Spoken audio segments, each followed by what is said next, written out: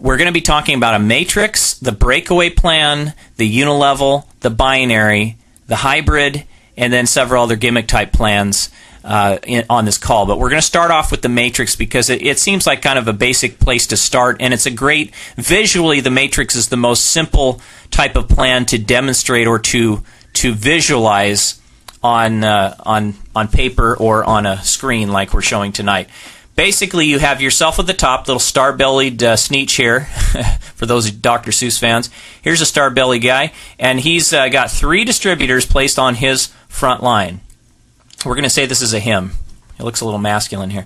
So he's got 3 distributors placed on his front line, and each of those have 3 distributors placed on their front line. This is a 3x2 matrix, meaning you put 3. 3 is the number of people per level, and 2 is how many levels deep. So 3 by 2. You go 3 wide, 2 deep. Okay, so that's the 3x2. Now we'll go to a 7x2 over on the right-hand side here with 3x2s on the left. The 7x2 is on the right. So we got 7 people now on the front generation and 2 on each of their groups. Or excuse me, this isn't a 7x2. 7x2 means, I have to kind of sketch this out. 7x2 is 7 on the front line, and then there's 7 on the second generation, but it's only 2 deep. So our graphic doesn't really represent that, but we didn't have space to put the 7 down there. So you 7 on the front line, 7 on the second generation, and it's only 2 deep. Now, on a I have down listed at the bottom of this page the most common matrix configurations that I've seen in the industry over the last 15, 20 years. We got the 2x9, the 2x12. Those are very common. The 3x9 I've seen. And then on the right-hand side, probably the most commons are the 4x7s. We do have a very popular 5x7 in the industry that is the one that has the only one that's really survived, and the 7x2 matrix. So this is basically how the matrix pans out over. And now there's many other types of matrices, but basically all you have to look at is the 2. The first number here represents how many people wide, and the second number represents how many deep. So wide and deep, not deep and wide, but wide and deep, like the song. Wide and deep. Now, let's talk about a little bit of the good and the bad. We're not going to talk about too much of the ugly because I didn't put that frame in tonight, but the good and the bad. The good of the matrix is it's easy to explain. I mean, look at this diagram on the left here. Your 3x2 matrix, so easy to explain. You have 3 on your front line, 2 on the 3 on the second, 2 levels deep. Very easy. You fill in the rows, no problem. Okay? Great. It looks great on paper. You can show people how, if you fill out this 7x2 matrix, or if you fill out this, better yet, like a 3x12 matrix, where you get some really heavy numbers on the 12th generation, you're going to be making $20,000 per month. Okay? So it looks great on paper. And the spillover factor. With the matrix, you'll see here that we have these individuals on the front line, and I'm going to get my handy little pointer here. We got these individuals on the front line, okay? And they each have people underneath them. Well, typically what happens is you in the matrix, let's say you sponsor these first 3. 1, 2, 3 people are your personal sponsorships. And let's say that you're a top leader. You're going to sponsor more than 3. You're going to sponsor, let's say you sponsor 20.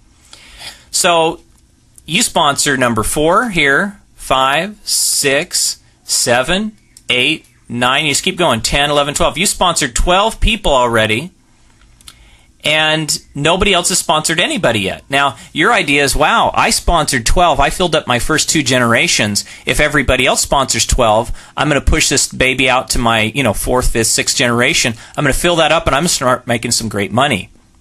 In theory, that's great. It's wonderful theory. The problem is when people are getting something for nothing, typically what happens is they start not doing anything. They get lazy. The bad is that it starts to breed laziness. So spillover is a good thing. Spillover is also a bad thing. It's a good thing for the lazy person. It's a bad thing for the person who's hardworking because they're losing out on commissions that should be theirs. So anytime you reward the lazy distributor for inactivity, that can breed kind of a culture of laziness, and it really can hurt some feelings.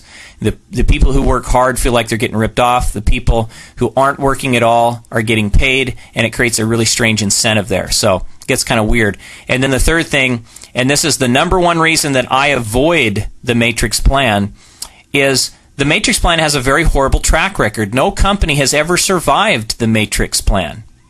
No company has ever survived the matrix plan. That should be reason enough to grab your wallet and run when you see a company that has a matrix compensation structure.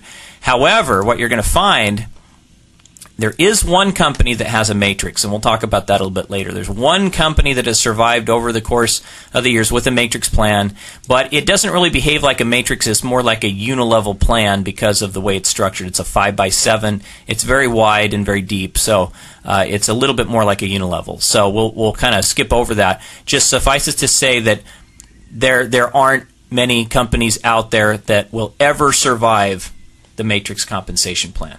In my book, we go through this in detail, absolute detail. As a matter of fact, in my book on tape that is now available at dcfalter.com, you can actually listen to an entire, I think it's about an hour dedicated to, maybe an hour, more than an hour, about an hour dedicated to the same information. Basically what we covered tonight, it kind of goes into that. But it's the reading of the book itself, so there's information we did not cover tonight that we go into on the book on tape, and we also go into it in total detail in the actual book. The book, if I read the entire book, it'd probably be about more like 10 hours. So it's pretty detailed information. The book is not out yet. It will be out this summer. You can pre-order the book for a discount.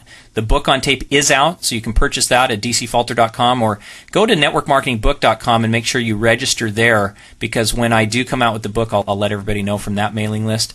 With that said, I'd like to thank you for joining us on this call. And again, for those of you who joined us late, I'll let you know that I do these calls every week, Tuesday nights. And the purpose in me doing them is to spread the word about network marketing, to really educate people on the true principles for selecting a top network marketing company. If you're already in a company and you're doing well and you like it, and based upon the principles we taught tonight, you feel like, wow, I'm even more sure that I'm involved with a great company now, thanks to what Darren said, more power to you. I hope that you become a millionaire in that company. I hope that you become a top leader, and that you are, we meet somewhere on the beaches of the world or at a seminar, top network marketing seminar somewhere, because you deserve it if you're taking that company and sharing it with people in the product. If you're looking for a company, we'd love to talk to you. That's one of the reasons we do the seminars, because we want to find intelligent, ambitious people looking for a top company. I feel that I've picked a great one, and I'd love to work with you in that. Or the person, get back with the person who referred you to this webinar and talk with them. And third reason we do this is we just want to give back to people. We've been very blessed in this industry, and we want to give back. So thank you so much for joining us on this webinar. For those of you who would like to ask some questions, I'm going to open up the line just for a few minutes to take just a couple of questions. We're going to unmute the call right now.